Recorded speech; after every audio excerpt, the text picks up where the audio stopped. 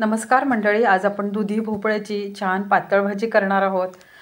जे खटल्याची घरं आहेत त्या घरामध्ये छान पातळ भाजी चुरून खाण्यासाठी केली जाते आणि तशीच मी भाजी आज केलेली आहे आणि ती कशी करायची ती तुम्हाला सांगणार आहे।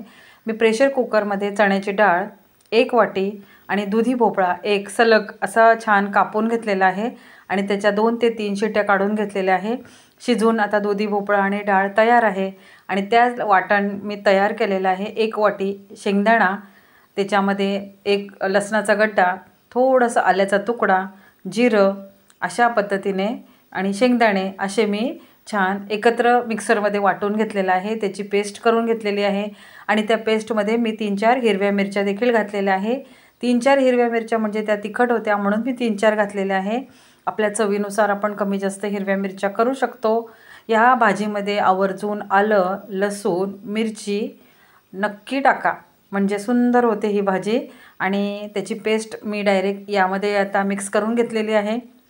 आपल्याला जेवढी हवी तेवढी पातळ भाजी आपण आता करू शकतो आणि त्यात पाणी कमी जास्त टाकू शकतो। आता आपण याच्या फोडणीची तयारी करणार आहोत। ही भाजी अतिशय शरीराला पौष्टिक आहे। तुम्हाला माहितीच आहे दुधी भोपळ्याचे किती छान गुण आहेत आणि ते आपल्याला आपल्या शरीरासाठी अतिशय उत्तम आहेत। आता आपण फोडणीसाठी तयारी करणार आहोत। मी 2 ते 3 चमचे तेल घालून घेतलेलं आहे पातेल्यामध्ये। पातेलं गॅसवरती गरम करायला ठेवलेलं आहे।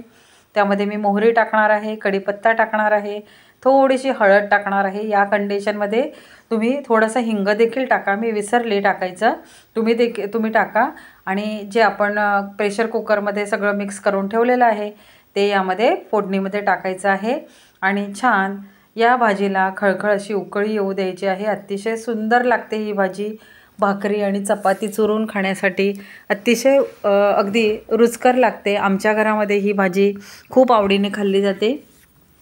ज्या दिवशी चुरून खाण्याचा मूड असतो मुलांचा त्या दिवशी मुलं आवर्जून सांगतात की आई दुधी भोपळ्याची भाजी बनव, आणि मी अशा पद्धतीने भाजी बनवते आणि ही भाजी देखील आम्हाला कमी पडते, एवढं सुंदर अशी भाजी लागते। चवीनुसार मीठ घाला, कारण आपण शिजताना देखील मीठ टाकलेलं आहे। त्याची थोडीशी चव घेऊन तुम्ही चवीनुसार मीठ टाकू शकतात। सरोज वर्ल्डवर जर तुम्ही नवीन असाल आणि प्रथमच माझी रेसिपी पाहत असाल आणि चॅनलला सबस्क्राईब केलं नसेल तर लवकरात लवकर सबस्क्राईब करा। मी अशा छान छोट्या मोठ्या रेसिपी तुम्हाला नेहमी सांगत असते। माझ्या रेसिपी तुम्हाला आवडत असतील तर नक्की रेसिपीला लाईक करा। चॅनलला अजून सबस्क्राईब केलं नसेल तर लवकरात लवकर सबस्क्राईब करा। तुमच्या मित्रमैत्रिणींमध्ये माझं चॅनल शेअर करायला अजिबात विसरू नका। हे पहा, आता तिला उकळी यायला आपण ठेवलेली आहे। अगदी दणकून उकळी येऊ द्यायची आहे, कारण आपण जे शेंगदाणे टाकले ते देखील आपण भाजून घेतलेले आहे, तरी देखील थोडीशी उकळीमध्ये त्याचा जो उग्रपणा असतो शेंगदाण्याचा तो जाऊ द्यायला लागतो। त्यामुळे 2-3 उकळ्या मस्तपैकी काढायच्या। छान हिरवी कोथिंबीर असेल तर हिरवी कोथिंबीर आपण त्यात कापून टाकायची आणि छान भाजी सर्व करायची।